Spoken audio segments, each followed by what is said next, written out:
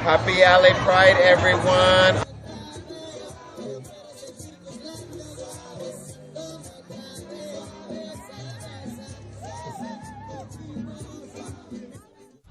I am Sister June Cleavage.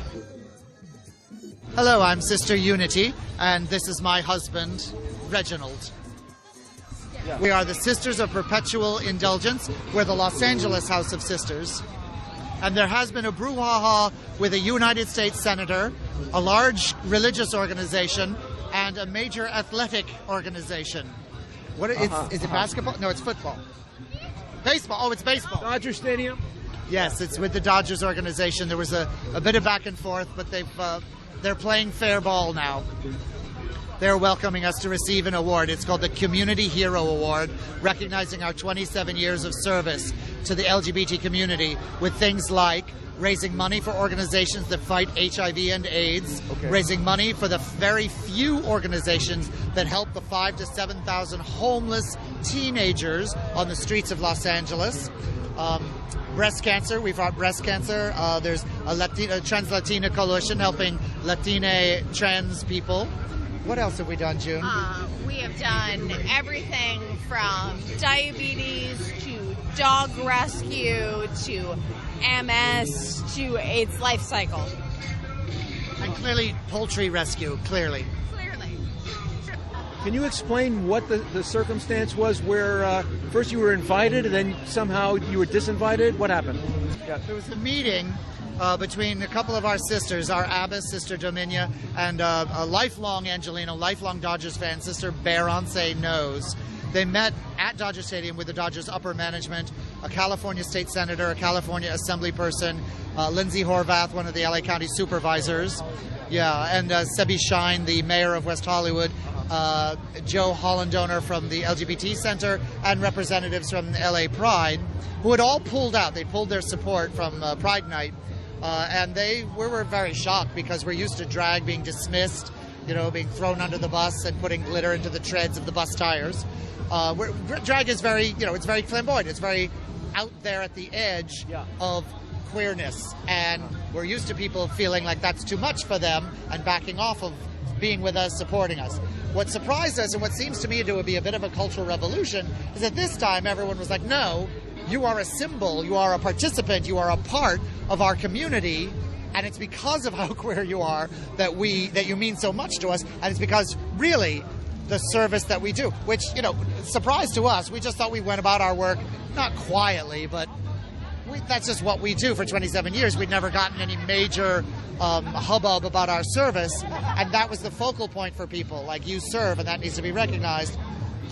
So everyone went to bat, as June said, and in that meeting, they told the Dodgers upper management how they felt about it, and it was rather strongly worded, and the Dodgers management, to their great credit, owned that they had been reactionary to pressure from the East Coast, from a Florida senator, stuck his nose into the thing, quasi-Catholic organizations at the time. I say quasi because the Catholic League and Catholic folk organizations are actually not affiliated with the Catholic Church, but they stuck their nose into it. They applied pressure on our local team, the Dodgers, to rescind this local-oriented service award.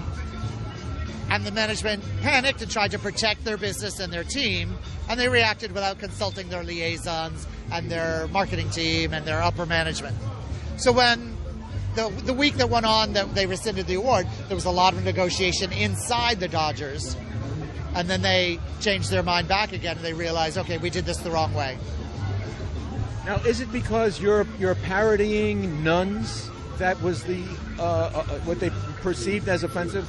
Yes, absolutely. We've had that critique since we started here in LA in 1995, and we've had that critique from certain people, certain Catholic people, and certain other Christian people, like the Westboro Baptist Church sort of people. But in my 27 years of doing this, the vast majority of people who grew up Catholic, went to Catholic schools, practiced Catholicism, have come to us, sometimes with very clear skepticism, but they ask us questions, and they say, okay, what is this? Why?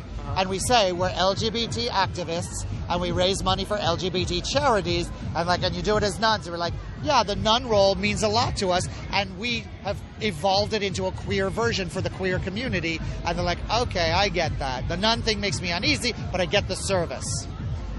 And the majority of people who really get it and love it and laugh at it and laugh with it and donate are people who went to Catholic school and people in the leather community. They're such generous, kind pussycats. Those are the two people who love what we do the most. What is it about the leather community that resonates with them? Because the leather community is... Shh, dear, I'm talking.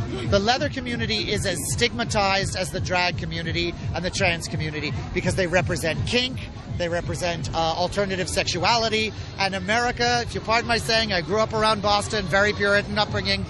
America still has hang-ups around sexuality. Anything that varies from procreation within marriage, missionary position, the whole thing.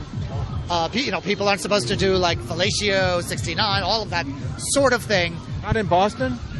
Banned in Boston, that's an old saying. So with all those hang-ups, people who stick out the farthest, leather people, the kink community, drag queens, they get the most heat and the most flack. So they understand what we're both going through, and they're like, you come on in with us. I don't know what it is, but when I went to my first leather bar as a sister, I was scared. I was like, they're going to hit me with things. And then, surprise, surprise, they're teddy bears. Kindest, most understanding humans. Yeah, it's the drag queens you have to look out for. Do not come for a drag queen. I don't care if you're a bishop or if you're I don't care if you're a politician. Do not come for the drag queens because they squirt glitter. I'm just saying.